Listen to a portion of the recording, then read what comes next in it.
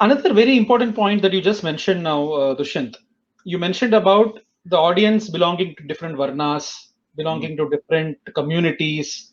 Now, when we look at our Shastras, okay, the Shastras, there are very few, as we hear from our Acharyas and everything, certain things to be done that, the Adhikari is a very important aspect in many of our Shastras.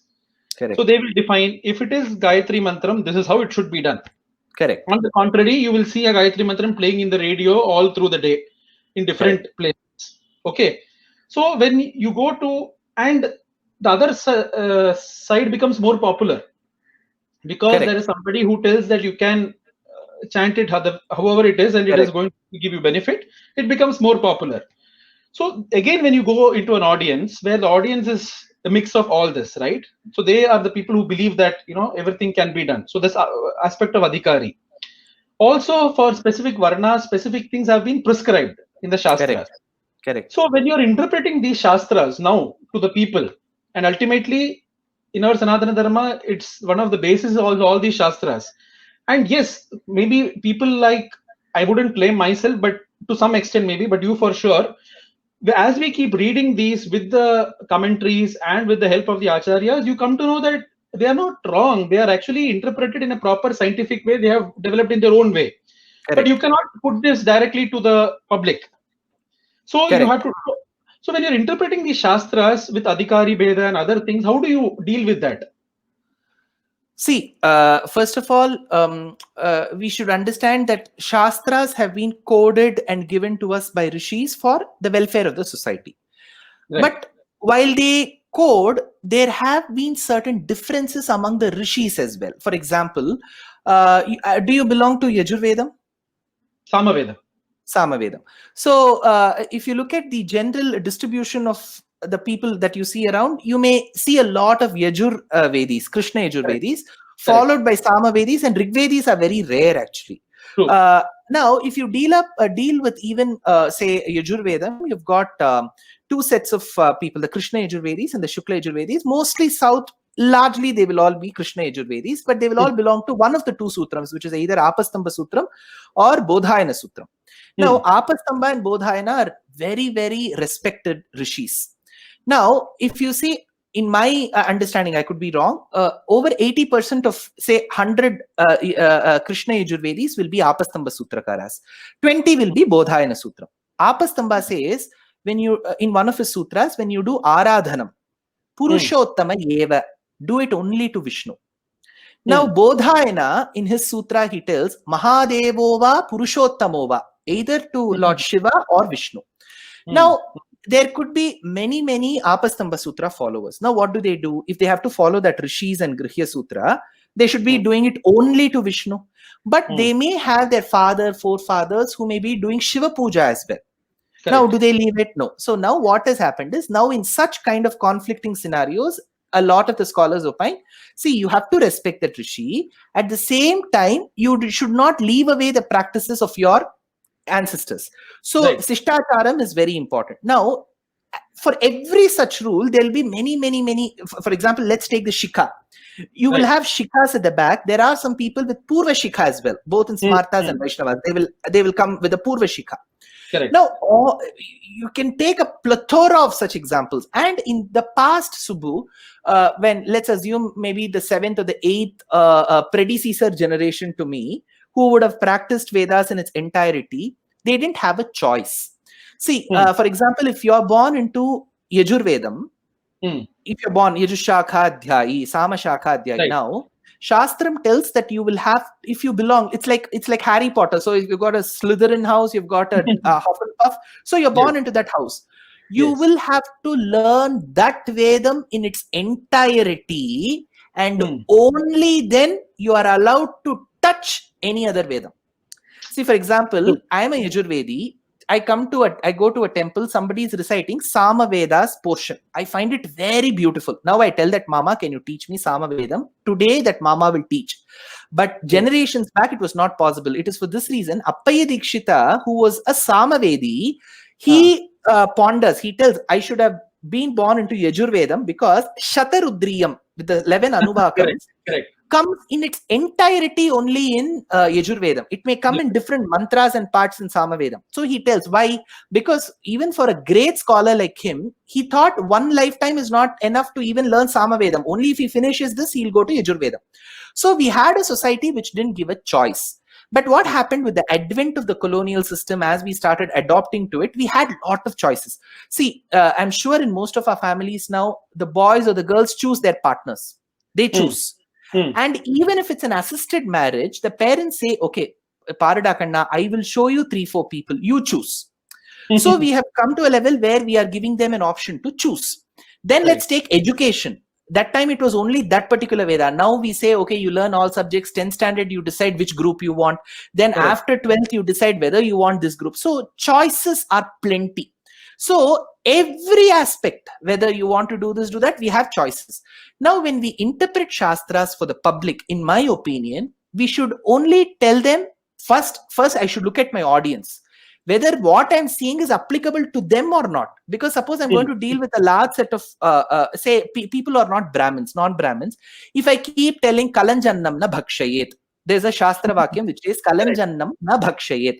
So, see, in my household, I can speak for myself. I avoid onion, garlic, radish, turnip, mushroom, bottle gourd, ridge gourd.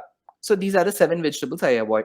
If you ask for more vegetables to be avoided, yes, my acharyas, they avoid carrot, beetroot, cauliflower, cabbage, and the green brinjal, and they will avoid tomato and potato. Wow. Okay, these are the Nishiddha vegetables.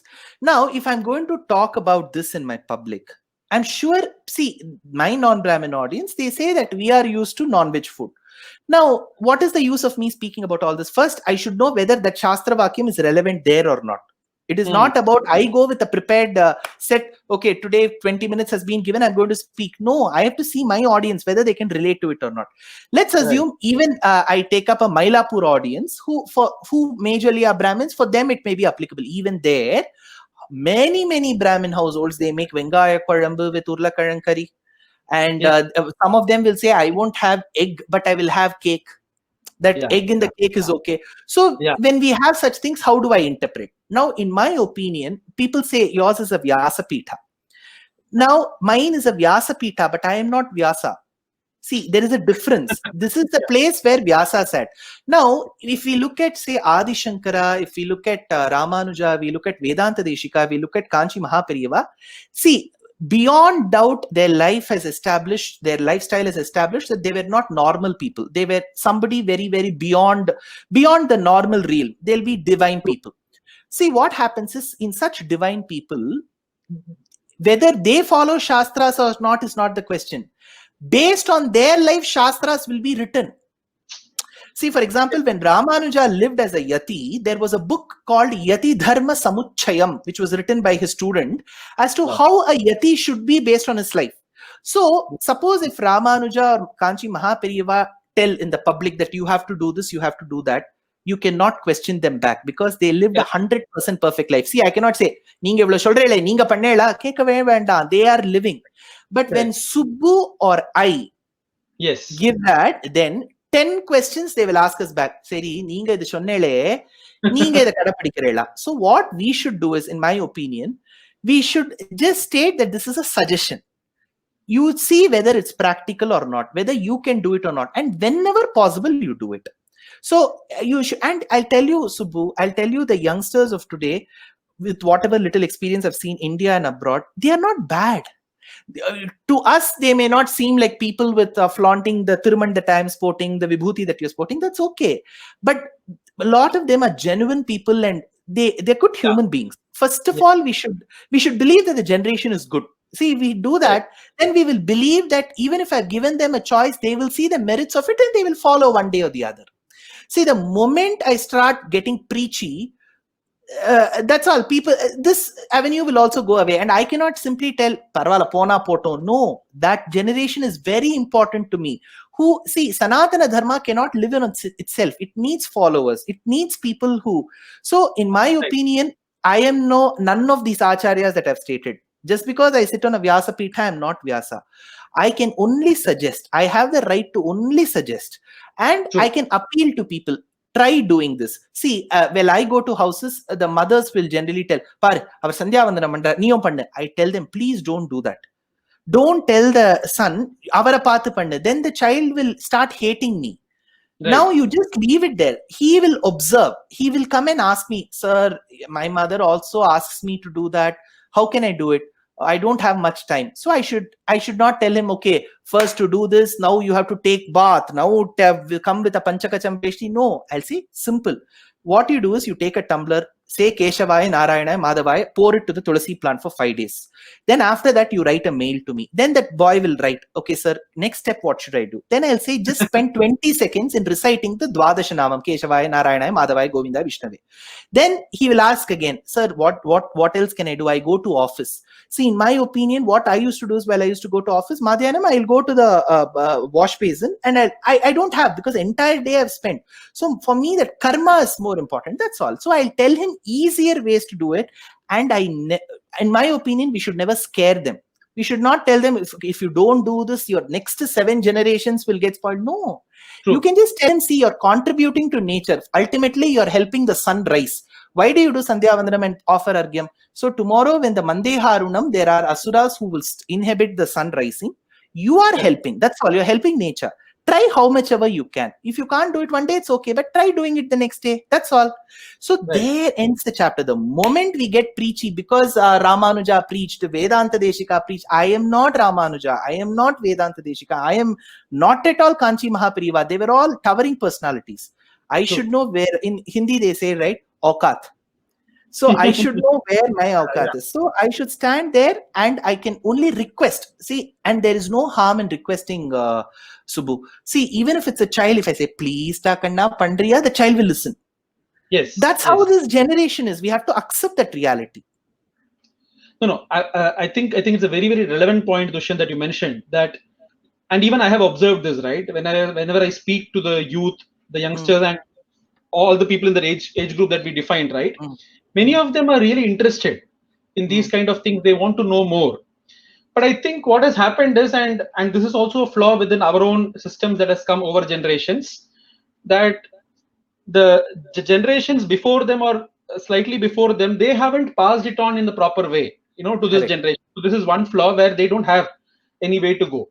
And as you rightly said, many 100 years ago, at least our ancestors, they were made to do this. They had no choice. They were doing certain things. Correct. So at least there was clarity that this is all I have to do. Today, the problem is of so many opinions if you go around, even if a youngster is getting interested in something and he wants to know about it, the moment he opens the www, he'll find 1 million opinions on that topic. Exactly. No, he doesn't know where to go. And at home also, he doesn't have any person who is going to help him out. So he is actually torn. And which is why I think having an Acharya Guru helps in those times, but everybody will not have that kind of an access. So this is one thing where the people are interested, but they don't know where to go. So this is one category. So keeping this as one of the key things. See, now you are reaching out to the people through Upanyasams. This is one way of reaching out to the people, where you are actually talking to them. You are telling your viewpoint to them. Now you also have books.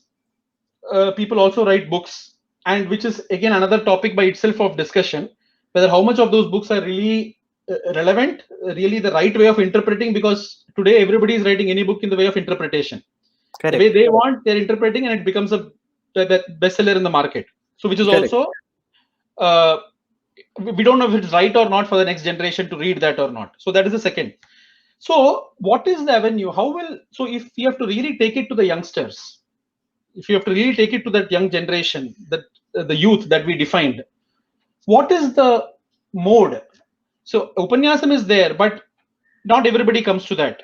Books are there, but there are too many of them, and how do you differentiate one book versus the other? It should not become another book among the 100 books. Correct. So that is also very difficult. At home, they don't have people who have doing it. So in this kind of a situation, how do you reach to the young youth more effectively? See, you've said that there are many venues. See, I would say let's take, for example, even the discourses. Let's not categorize them as pravachanams. I'll just say the simple word talks, pep talks, or small talks. My point is, we have to first make their questions sound very simple. See, if they have a question, how do I interpret that question and how do I present that question? It's a simple question. So I have to make them sound. So they may want to put flowery words and make the question complicated. But as a speaker, both you, I, or anybody, whoever it is, we'll have to make the question sound very simple. Now, when I give answers as well, my answers should be so relatable to them that they first feel, yes, I don't think this is a big problem. I think I can do it. So, it's not just discourses. Even the small talks that we give should sound very, very applicable and practical to them first. And second thing, let's take, you brought another question of books. See, I have faced this question so many times over mails and messages. People will ask, tell me one book which I have to read in English on Ramayana and Mahabharata. I don't have an answer. See, what happens is, the best option that I give them is Rajaji's Mahabharata or Kamala Subramaniam's Mahabharata or Ramayana, because see, at least those writers kind of adhered to what the original said. Though they might have put it in their own words of English, they adhered. Now we have a plethora of Ramayana-based series. Now people don't, see, a reader doesn't differentiate between Valmiki Ramayanam and saying that this Ramayanam is published by this author is his Ramayanam. What they think is this Ramayanam is Valmiki's Ramayanam. That comes a series. So you should see the volley of questions that come. People will ask whether this happened or not. So I don't know where to begin and where to end. So I think in the books category as well, we have had a very, very rich library of Vyakhyaнаkartas. We had Govindaraja's Bhushanam, we had Maheshwara Tirtha, Tattvadeepika, Tilaka. So for one Ramayana, we have at least 8 to 9 very, very full-fledged commentaries. Take for Mahabharata, we have the very, very detailed Bhavadeepa of Nilakantha. And then we have Mahabharata Tatparya Nirnaya by Madhvacharya. Take for Bhagavatam, at least I have books of about 12 Sanskrit commentaries. 12 Sanskrit commentaries on only Bhagavatam, right from Vallabhacharya to Veeraraghaviyam to Sridhara Swamin. So many Vyakhyanams. Now, what is happening is, for one shloka, now there are 12 people who have given commentary. So the shlokas of 2 lines, the commentary will run for about 20 pages. For a research scholar, it helps, because what has Shukabhrahmam actually meant by that shloka, the research scholar does. But is this getting somewhere minimally translated into English? We don't know. See, I'm not saying we have to translate the commentary. That will become very boring for the reader. See, for a research scholar, it's different, because the commentaries will also say what alankaram it is, what is the pratyayam, what is the upasargam. All this is not readed for the reader. Tanch pratyayaha, tak pratyayaha, lut pratyayaha, all this is not readed for them. Correct. But are we really taking the extract? Because without commentaries, to understand the original is also tough in many instances. So are we really putting that across? Have there been books like that? I don't know. For Ramayana, I can't think of a single book. Either there'll be regional versions or there'll be voluminous, like 7 volumes. Like I have a Mahabharata with the translation. It is 18 volumes. It is some 30 pages. So if I ask one person to read Mahabharata, so books also, we need an overhaul. I'm not talking about the modern adaptations. They are free to do it. Let them be bestsellers. All the best to them. But where are the kind of books that we want Shastras to carry coming? Second. Third is, see, visual impact is very, very important, Subbu. Say, let's say in the 1960s, 70s, we had Thiruvilayadal, we had Thirumal Perumai, we had Saraswati Sabadam, all that coming. Now, Saraswati Sabadam, for example, all the stalwarts of those days, Shivaji Ganeshan, Gemini Ganeshan, K.R. Vijaya, Savitri, Padmini, look at the actors of all of it. It was a multi-starrer. Now, what does the film showcase? It showcases that Kalviya, Selvama, Veerama. But it also showcases the gods actually fighting amongst themselves. Yes. Now, a lot of them write to me and ask, sir, in those movies, they've shown that the gods fight amongst themselves. They fight like how we fight amongst ourselves. So does that really happen? Now I have to tell them that it's fiction, because we don't have any such story what Saraswati Sabadam has claimed. Now look at the traditional society of the 1960s, 70s. It was a huge hit and people watched. Nobody questioned. Right. Now, for me today, it becomes very tough to even say that it's a fiction.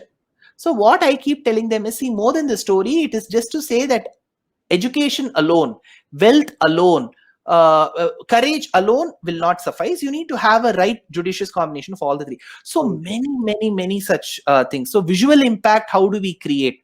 So the movies play a very important role, Subbu. So I don't know which one is the best venue. I don't know if there are better venues, but I also feel at one point in time we should reach out to colleges and universities. See, I am stuck to certain sabhas and associations. Very well, people treat me. I have got a very receptive audience, attentive audience. They will all clap. They will put likes on my YouTube. Is at one point in time, I know this is all okay. But am I reaching out to the universities and colleges? Because that's where a large young population lies. Say, let's take the higher secondary, let's take BA, MA, let's take the post-graduation, MBA colleges. Am I reaching out to them? So if I leave that age group, how do I bring them back into the, just not about rituals, just believing that Sanatana Dharma exists? That's a huge task. I don't know how I'm going to do it. See, be it Subbu or Dushyanth, we are all one-man army. True. I have a trust. I have few dedicated volunteers. They're all full-time employees elsewhere. If we organize lectures in Bangalore, the entire team comes together. They take every little care of publicity, advertising, and all of that. But when I speak of one-man army, see, I have a trust. You may have a trust, but beyond that, we are not large organizations which have come for 1,000 years. We are all single individuals.